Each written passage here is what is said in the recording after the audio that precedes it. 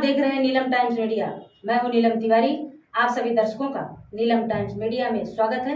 आइए नजर डालते हैं आज के मुख्य समाचारों पर। भिवंडी शहर के खड्डों को लेकर मनसे कार्यकर्ताओं ने रोड पे उतरे। बरसात में रोड के खड्डों को लेकर मनसे कार्यकर्ता आंदोलन किए। खड्डा भी भरा गया तो वही जमीन खोदकर दूसरी मट्टी डाली नहीं जा रही है। आप देख सकते हैं यहाँ का दृश्य कमला होटल के पास का।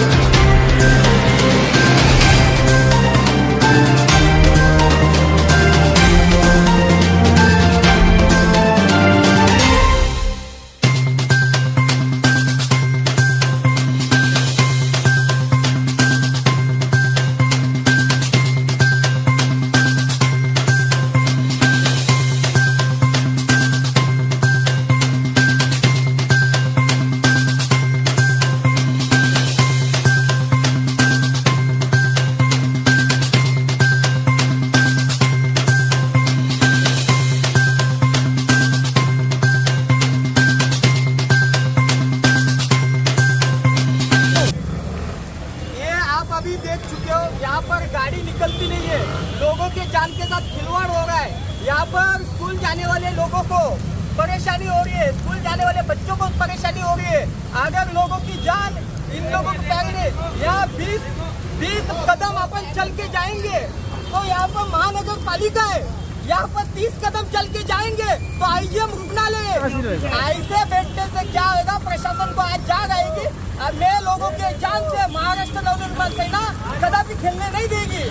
ये एमएलए अभी आपने ट्रैफिक जाम किया पीछे, आपने भी तो ट्रैफिक जाम किया पीछे। हमारे वजह से नहीं, ये खड्डों के वजह से ट्रैफिक जाम है। इतने देर से ट्रैफिक जाम ही है, मैं तो अभी बैठा हूँ। ठीक है, तो अभी इसका सोल्यूशन क्या है? इसका सोल्यूशन एक ही है कि यहाँ पर तुरंत महानगर पालिका ने या यहाँ के जो स्थानीय लोक प्रतिनिधि है, एमएलए एमपी, इन लोगों ने ये काम करना चाहिए।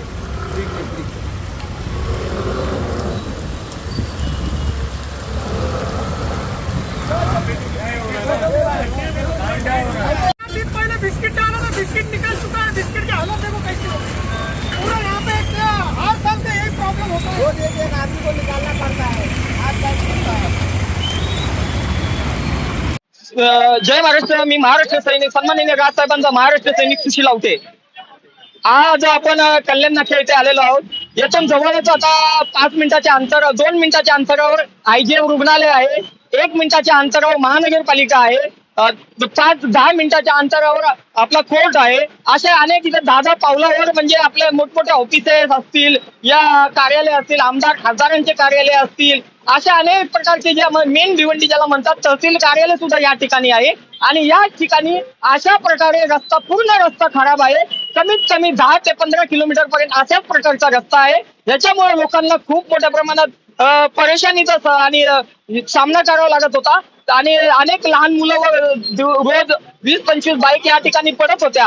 त्याबद्दल आज महाराष्ट्र नवनिर्माण सेनेतर्फे हे छोटंसं आंदोलन करण्यात आलेलं आहे व प्रशासनाला व आयुक्ताला आणि इथल्या स्थानिक लोकप्रतिनिधींना जे काही आमदार आहेत की त्यांना आत्महत्या केलेल्या व्यक्तीचं नाव चौकाला देता येतं पण यांना रस्ते बनवता येत नाहीत, असे पण महाशय आमच्या इथं आमदार म्हणून आहेत। त्यांना देखील माझं सांगणं आहे की काही असेल तुम्ही या गोष्टीकडे लक्ष द्या, लोकांच्या जीवाशी खेळू नका, अन्यथा लोक तुम्हाला येणाऱ्या निवडणुकीत भावपूर्ण श्रद्धांजली वाहिल्याशिवाय राहणार नाही, म्हणजे तुमचं जाहीर केल्याशिवाय राहणार नाही, हे मी रोखठोक शब्दात तुम्हाला सांगू इच्छितो। आणि हा महाराष्ट्र नवनिर्माण सेना जर या 2 दिवसात जर तुम्ही याचं सोल्युशन याचा मार्ग जर नाही काढला तर महाराष्ट्र नवनिर्माण सेना यापेक्षा तीव्र आणि मोठं आंदोलन करेल आणि त्याची सर्व जबाबदारी प्रशासनाची, इथल्या स्थानिक लोकप्रतिनिधीची व ते थर्ड क्लास आयुक्तांची असेल।